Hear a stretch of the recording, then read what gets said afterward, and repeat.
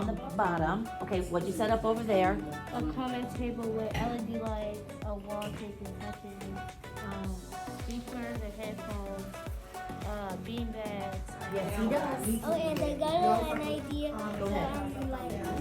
What if Miss Shaw has a big table with like a lot of seats, so when kids need help, so they can just go to the table and Well, like a different specific, like Miss Shaw area, and then the kids have their, like, different Small spots. group, like your teacher has, like a little small group table. I've never seen that in our group. Yeah.